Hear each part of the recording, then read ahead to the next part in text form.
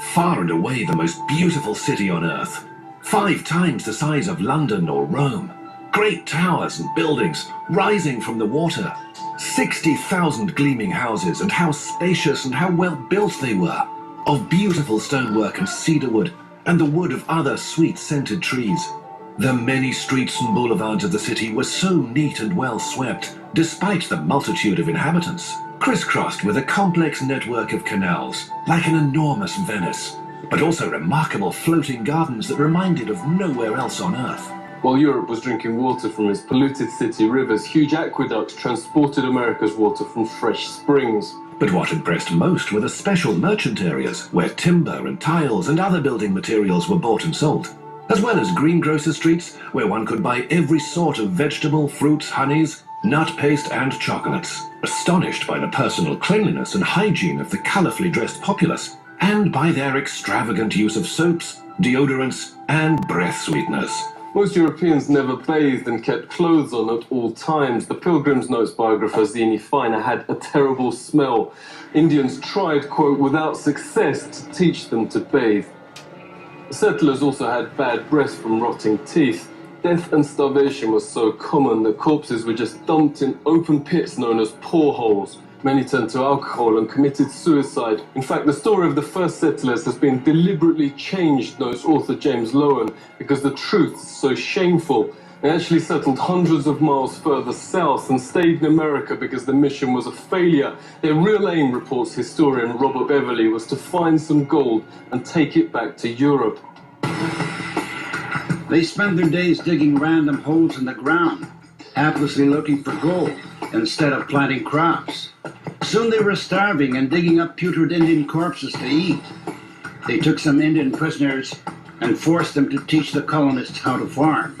And the meal with the natives wasn't quite the Thanksgiving shown on TV and in school books. The colonists offered the Indians a toast to eternal friendship, whereupon the chief, his family, advisors, and 200 followers dropped dead of poison.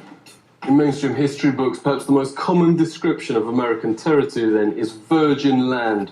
In fact, notes historian Peter Jennings, it was widowed, horrific enough the Nazi ethnic cleansings in Europe during World War II. Leading American studies professor David Stannard notes it's dwarfed by, quote, far and away the most massive act of genocide in the history of the world. The death of 100 million indigenous people in the, quote, American Holocaust, some from disease but also vast numbers from a deliberate policy aimed at wiping out the race that mainstream history books continue to pretend never happened.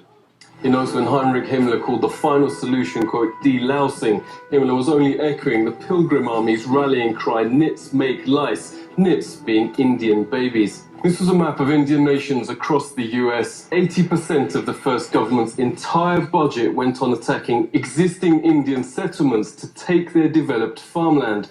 Settlers would most probably not have survived, writes Jennings, on their own. 95% of America's entire population was then wiped out. American Holocaust notes there is documented evidence of colonist leaders going town after town, deliberately killing all men, women and children.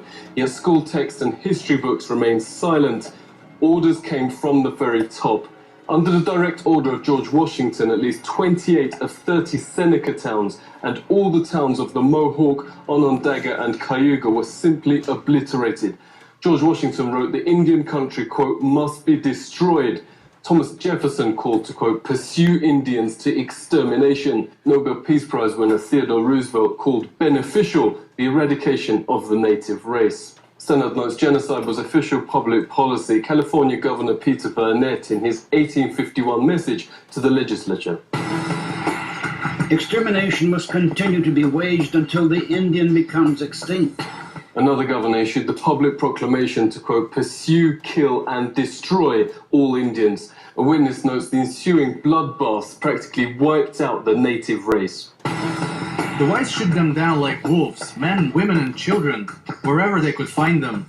This war of extermination against the Aborigines is tending to the final extinction of the race. What reportedly saved the race from extinction was their use as slave labor. This extermination policy has proved so injurious to the interests of the whites. Indian labor is indispensable. Highly prized slaves were Indian girls as young as 3, said the Marysville Appeal, for fulfilling double roles of labor and of lust. The Pilgrims had hardly explored the shores 4 days before they robbed the graves of my ancestors and stole their corn, wheat, and beans. The Indians knew this fact, yet welcomed and befriended the settlers, little knowing that they would be killed by the settlers' gun. The 12 tribes. Californian Indians. Old picture. From Etymology Online. Let's go right there right now. You see what I'm showing you right here?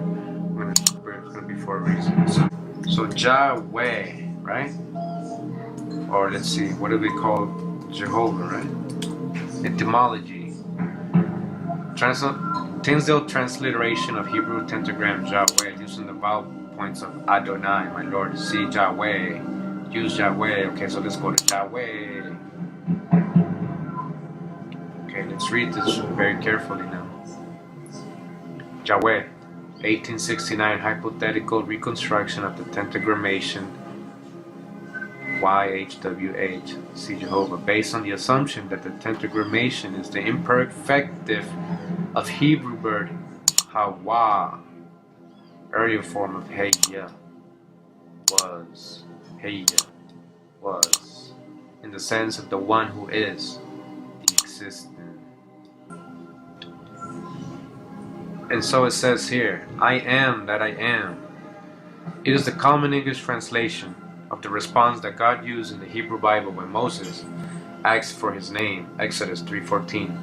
It is one of the most famous verses in the Torah. Heya means existed. In Hebrew, Eyeh is the first person singular imperfect form and is usually translated in English Bibles as I am, or I will be, or I shall be. For example, Eyer Asher Eyer literally translates as I am who I am. Okay, so what did it tell you? One of the most famous verses in the Torah. So it says here, in appearance it is possible to render Yahweh as an archaic third-person singular imperfect form of Heya, to be, meaning, therefore he is. It is notably distinct from the root El, which can be used as simple noun to refer to the creator, deity, general creation agrees. Where God is represented as speaking, hence as used in the first person, Aya, I am. Other scholars regard the transcendental root of Hawa as more likely origin of the name Yahweh, Hawa, and Heya. Earlier form of Heya, Hawa, Heya, Heya, Heya, Heya. Now sing with me. Heya, Heya, Heya, Heya, Heya, Heya. You see what I'm trying to tell you? You think they were just saying Heya for nothing? So Yahweh, they were saying Yahweh in their way, in the original way. Or Lord, or God, Creator, I am, He exists, to be. This is the book Lies My Teacher Told Me. Really good book, I read it a long time ago. In 1501, the Portuguese began to depopulate Labrador, transporting the now extinct Botoc Indians to Europe and Cape Verde as slaves. After the British established beachheads on the Atlantic coast of North America, they encouraged coastal Indian tribes to capture and sell members of more distant tribes. Charleston, South Carolina became a major port for exporting Indian slaves. The Pilgrims and Puritans sold the survivors of the Pequot War into slavery in Bermuda in 1637. The French shipped virtually the entire Natchez Nation in chains to the West Indies in 1731. It says the most surprising occurrence, however, in recent years concerning the fate of the Botoc Indians was the accidental discovery of an old Indian woman named Santu, who claimed that her father was one of the last survivors of the Red Indians of Newfoundland. Since considerable discussion was aroused over the innocent claim of the old woman when I had made public, I shall give the circumstances in some detail for the benefit of those who may wish to determine to what extent her testimony may be relied on, before making use of the information and the brief vocabulary obtained from her. Yeah, so this is Shana Titit, This is the last known Biltong Indian alive. This is the depiction. Look at the features. Doesn't look like the red Native American that they show us in pictures. This looks a lot different.